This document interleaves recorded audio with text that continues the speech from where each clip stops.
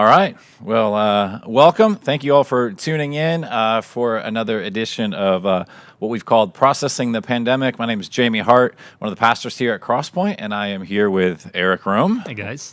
One of the other pastors at Crosspoint. How are you doing, man? Good. Good. Well, excited to be able to dive into another episode. We've looked at a variety of topics because there's lots of just emotions, challenges, all kinds of different things that this pandemic is revealing.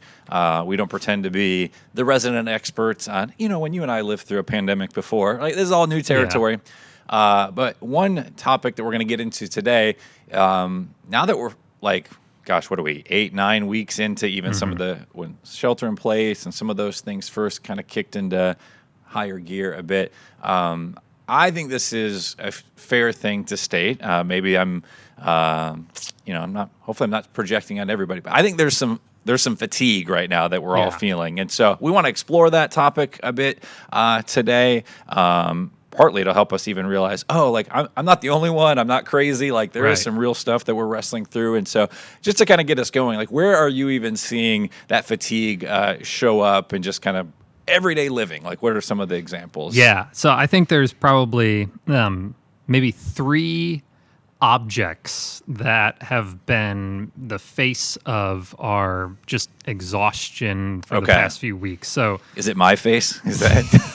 Yes. Okay, perfect. So it's, here's what I think: the living room, the laptop screen, and the grocery store.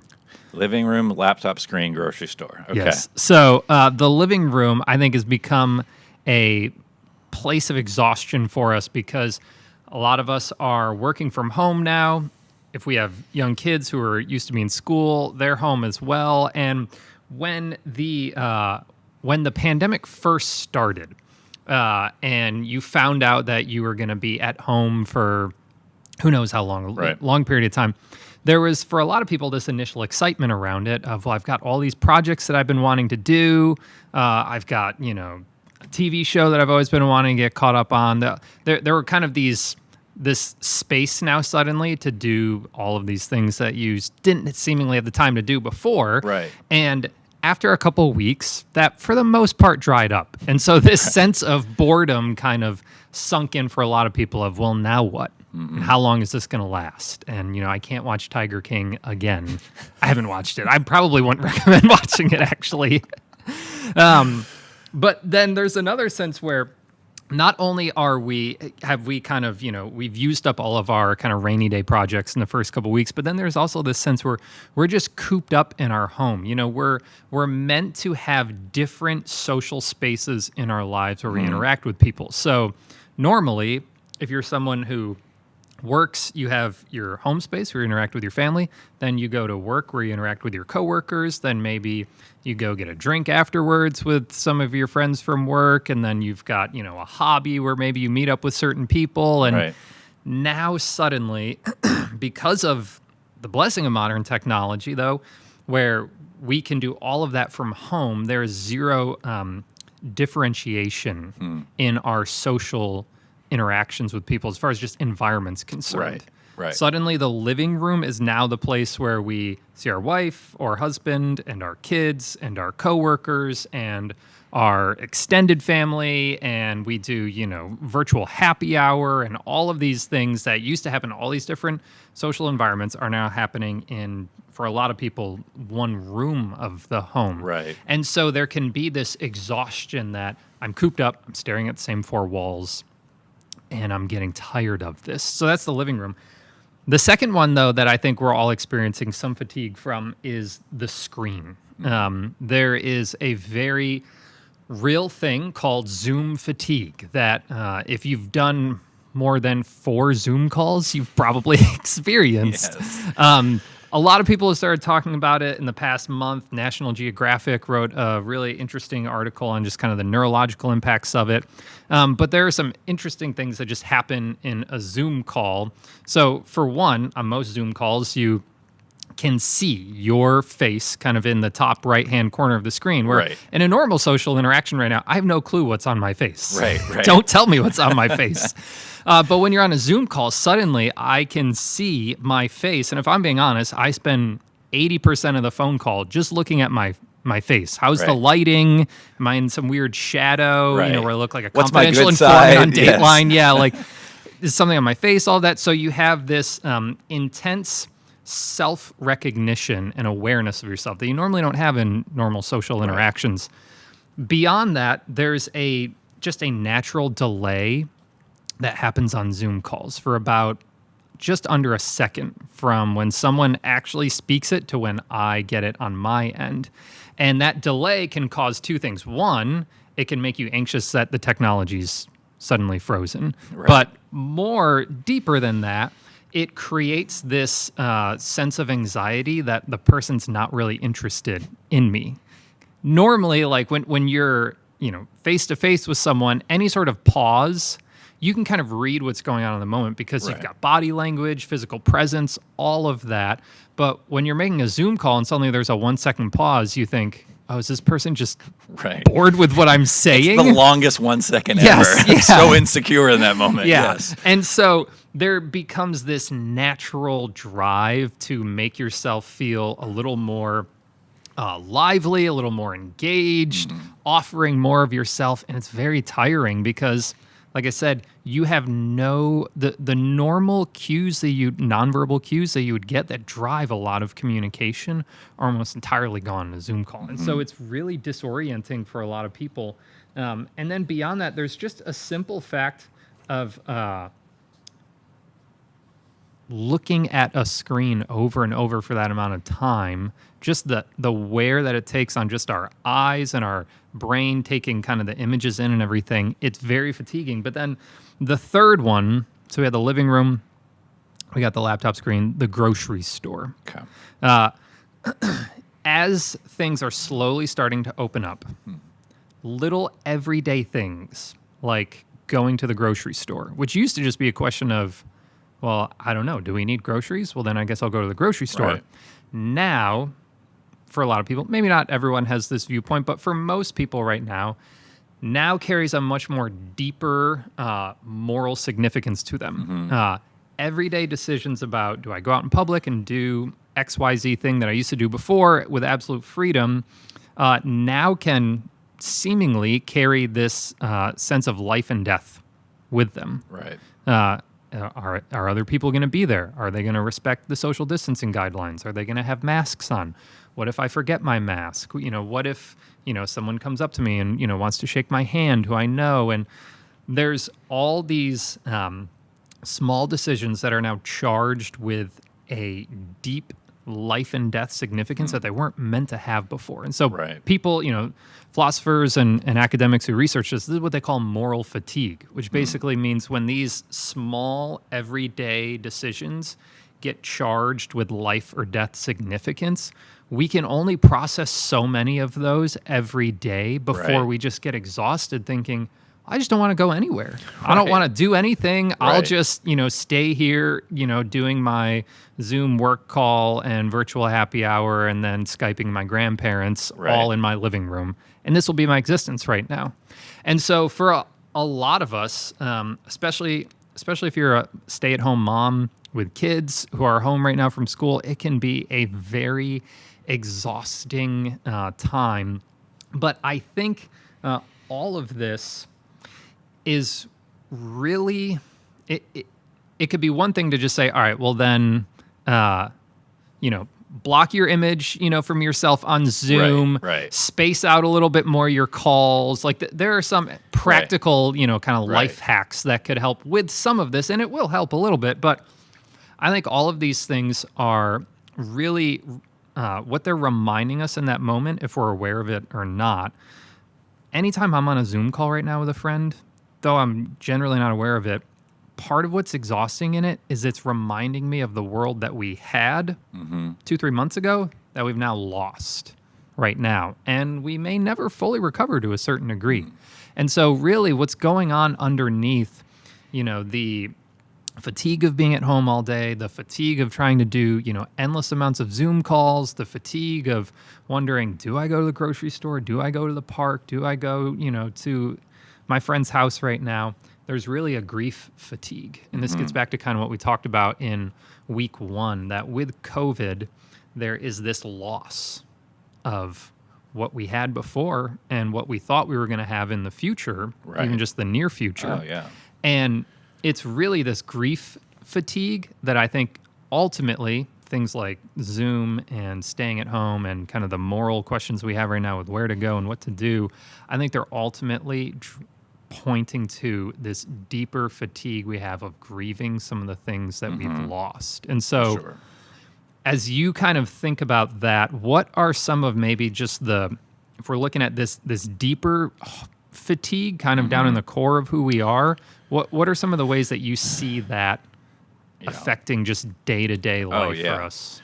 Right, because like the examples you gave, like, yeah, we all experience that, but it's not, like you said, it's not as simple as like, oh, so if you're sick of your living room, like move to the dining room and suddenly Right, yeah. like, it's fixed. It's like, yeah, I think you're right. It's this, man, at a few different levels. And so I think one that comes to mind certainly is just there's this fatigue or this exhaustion that we're experiencing just sort of emotionally, right? So we're carrying, there's anxiety, there's stress that can be related to financially, certainly, that even if you haven't been negatively impacted yet, you wonder, might you be negatively impacted? Maybe you're in the midst of that and you're kind of wondering, like, how is this all going to resolve? And I think anytime you're just in a space of it's uncertain, I mean, you can kind of just keep your wheels spinning, and it does create that fatigue and that exhaustion. I feel like I've on numerous conversations as we're even trying to make plans as a church, and it's like, well,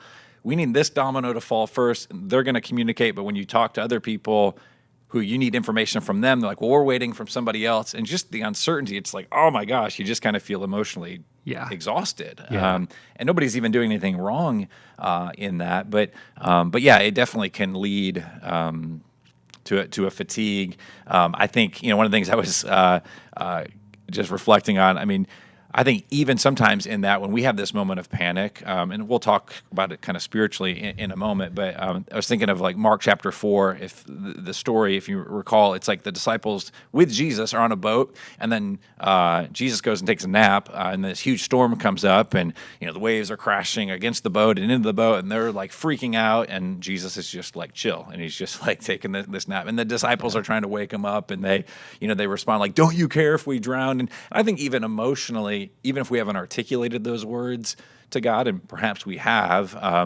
there is some fatigue where we're just kind of wondering, like, yeah, God, where are you in this? And do you care? Do you care that this is happening?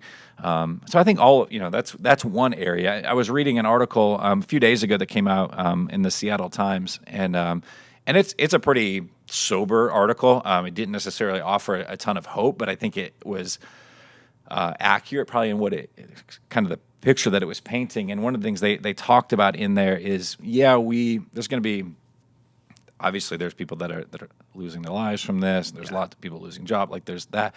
And then they were kind of looking ahead at some of the longer term impact. And there's a phrase that gets used that's called deaths of despair, and that is like suicide or drug and alcohol addictions that lead to like overdosing in that.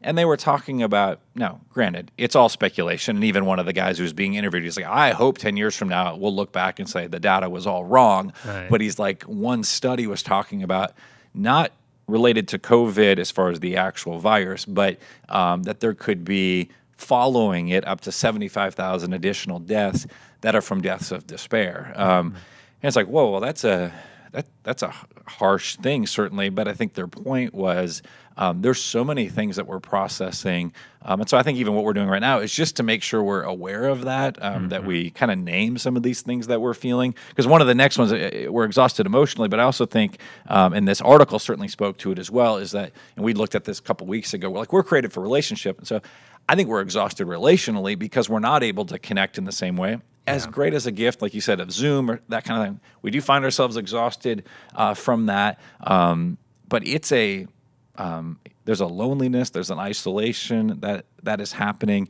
One of the things the article spoke of is we should absolutely be embracing practices of social distancing for our physical health, and yet the fact that we're socially isolating and doing all of that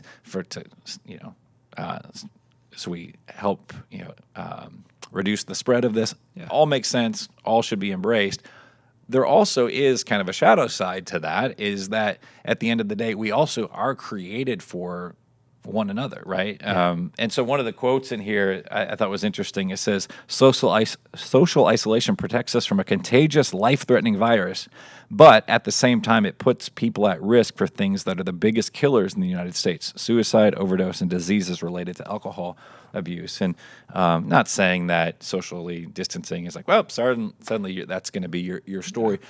But it is interesting that even in this very secular publication, they're just talking about, hey, we actually need one another, and when we don't have that, and so that's something I think certainly to be aware of. So I think we're exhausted, emotionally, relationally, and then one thing certainly is vocationally, and I think there's kind of two avenues to this. There's probably more, but two that come to mind, and I think you made reference to, is you're talking about the living room, and we don't have distinct spaces anymore.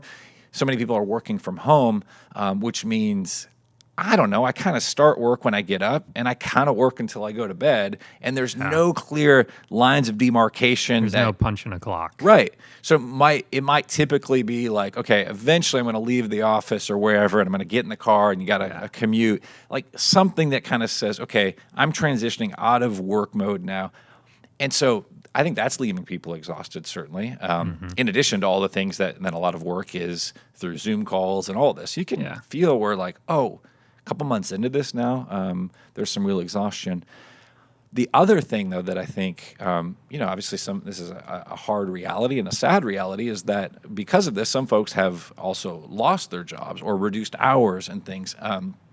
And I would say there is an exhaustion vocationally, even if you're working less or not working at all, because part of human flourishing, and it was interesting that, again, that this article spoke to this, even though it didn't have the biblical language, is just human flourishing. You look at Genesis 1 and 2, is we're created to work, to steward, to do all of that. Yeah. And so if that's been removed, for this period of time or however long, there's an exhaustion there as well, because we are actually been created as image bearers. It means we're created to steward. Yeah. We're created to work. And so if that has been removed, it's a different type of exhaustion, but it's exhaustion nonetheless. Yeah. And so nature hasn't skipped a beat right now when you look outside, but humans are, because we're meaning-seeking creatures who are made to rule through vocation and through stewarding the earth for the flourishing of the common good. Yeah. So when that's removed,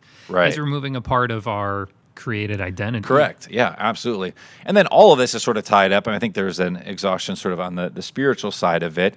And it reminded me of it's a well-known scene between two sisters. You have Mary and Martha, and Jesus comes to visit, and Mary's sitting at Jesus' feet, and Martha's a little upset about this, and so she says, says she was distracted with much serving. She went up to Jesus, said, "Lord, do you not care?" Which is interesting that the disciples back in Mark 4, that we do kind of tend to have that, like, "Lord, where are you? Do you not care?" And even that. We see our fatigue and exhaustion. She seems to be in a place of exhaustion here. "Do you not care that my sister has left me to serve alone? Tell her then to help me." And the Lord answered her, "Martha, Martha, you are anxious and troubled about many things, but one thing is necessary. Mary has chosen the good portion, which will not be taken away from her." The good portion being like she is spending time in worship and adoration of Jesus. And that's not, to me, like, hey, you tell your boss tomorrow, like, I got to sit at the feet of Jesus, so I can't do my job. Right. But are we getting that time? And because those rhythms have been disrupted, as much as I'm thankful that we can do a live stream or we can do something like this, it's not the same. And there's stuff that's lost. Even if the service was on repeat, like the exact same thing every Sunday, you would have different conversations with people. Yeah. You'd come in, "Hey, it's good to see you." And all of those things actually matter. And so I think being disconnected from God's people, that relational thing, as well as maybe because everything just kind of bleeds, I think I've personally found it harder as the rhythms have been disrupted to, I'm having to fight more for the times of like silence and solitude and prayer and scripture study, because everything just kind of bleeds one into the next. And so I think that's leaving us exhausted as well. Or maybe it used to be, well, when did I read my Bible and pray? At 8:30, after I had come home from dropping my kids off to school. Well, now your kids Right. school is in your living Right. room. And, Right. and so it's like, hey, shut up, kids. I'm trying to read the Bible right now. Yes. Spending some time with Jesus. Yeah. Yes. So for sure. Yeah. So, I mean, I think those are a few things. I think there's more, but Yeah. I think those would be helpful, even categories just to be paying attention to. And we want to make sure we say, too, we don't have all the answers, certainly, but like we want to help. So if this stirs something in you and you're like, oh, yeah, I'm exhausted, I'm feeling like, please reach out. Like we want to be helpful. And so email elders@cpwp.org, reach out to one of the staff here, like talk with somebody. These are important things that we need to be processing because there's no playbook for any of this. This is all new territory for all of us. Yeah. So yeah, as we, so kind of in light of that, like it does raise the question then, okay, is it just, well, because the article I read kind of a bit felt like, here's why you're going to be exhausted and tired and anxious and good luck with that, you know? Yeah. So as the church, as Christians, I think there's unique Right. resources in Jesus, in the gospel. So is it just like, well, we just got to wait till this thing kind of blows over, or how can we actually flourish and thrive and endure right now? Yeah, I actually think the Bible has rich language, gives us tons of resources for learning how do we deal with what is essentially, or how do we process is maybe a better term, this grief exhaustion that we're feeling about. If it's something deeper than deciding whether or not to go to the grocery store or Zoom fatigue or all of that, it's this emotional, spiritual, vocational, relational fatigue that we're feeling, this grief fatigue that the world we had and the world we thought we were going to have been kind of shattered Right. in the last couple of months. How do we deal with it? And I think one of the key elements that you see in the life of God's people, Old Testament and New Testament, that you see in Christ himself, that can get lost in especially American Christianity today, is the idea of lament. Okay. And I know this is something that we talked about a little bit in the first podcast that we did, but lament is essentially this. It's about relationships. Right. Lament is agreeing with God about the broken relationships in our world, whether that's man's relation to another man, man's relation to God, man's relation to nature. When we lament, essentially what we're doing is we're agreeing with God and joining with him in naming the things that are broken in our world, and we're asking God to do something about it. And I think there's a sense where it forces us into some uncomfortable places because it can feel like despair sometimes. So, like one popular place of lament, Psalm 13, which we've talked about before, David says, "How long, Lord, will you forget me forever? How long will you hide your face from me?" And now, if you or I just came into church on Sunday and that's how we started off the service, right? Yeah, people would think we should probably pray for Erik and Jamie. They don't seem like they're doing okay. Right. But here's what's interesting. The Psalms were, yes, many of them written as prayers, but they were also written as kind of the hymn book for ancient Israel. So these are words that the Holy Spirit inspired David to write, that the whole congregation of Israel would sing together. And so a lot of people have tried to make sense of, what do we do when we see these moments of despair, this lament that seems like David or somebody in the Bible is just throwing in the towel, Job, whoever it is. Right. And a lot of people have tried to figure out different ways to reconcile it. And a lot of the times what you'll see happen in these kind of psalms of lament is there'll be this deep despair where someone will, like David, will just say, "Hey, God, are you just..." in asking how long are you going to forget me, the implication is, I believe you've forgotten me. Right. So just tell me how long this is going to be that that you've just forgotten all about me. About halfway through, usually what you'll see is this kind of dramatic turn towards this confidence in them. And so people have tried to figure out what's going on there. And so Klaus Westermann, he was a well-known Psalm scholar from last century. He kind of posited this idea that what happens is in these Psalms is you have these moments of despair, which he kind of thinks of as unbelief. And then about halfway through the Psalm, the Holy Spirit kind of injects life into David or whoever's writing this, and suddenly they're inspired and filled with this belief that kind of corrects them into this confidence. And so essentially what he's saying is lament is unbelief, which the Bible calls sin. And so then this confidence then is God correcting us with faith and kind of encouraging us. But I don't think that's what's happening at all. When you look at the start of the psalm, David says, "How long, Lord?" And in Hebrew, he's saying Yahweh, the covenant Right. name there. So David's lament is his faith. He's brought his faith toward God in the form of lament, meaning what he's saying right there isn't despair, isn't sinful unbelief. It's David coming before his God that he still believes is his covenant God and saying, I'm going to name some of the broken relationships in our world right now and ask you, when are you going to do something about it? And what happens is, as David expresses his faith-filled lament, it does charge and fill him with a deeper sense of faith that he can then close some of these psalms with confidence. Right. But it's not a confidence that comes contrary to lament as this kind of newfound faith. Oh, Right. I remembered you are Right. a good God after Right. all. No, it is enhancing his faith-filled lament that he started with. And so I think it's really important for us right now, where whatever we're dealing with, to recover this biblical idea of faith-filled lament, of coming to God believing, I believe you are the God of the universe. I believe that you are my covenant God, but I'm really confused right now as to what's happening.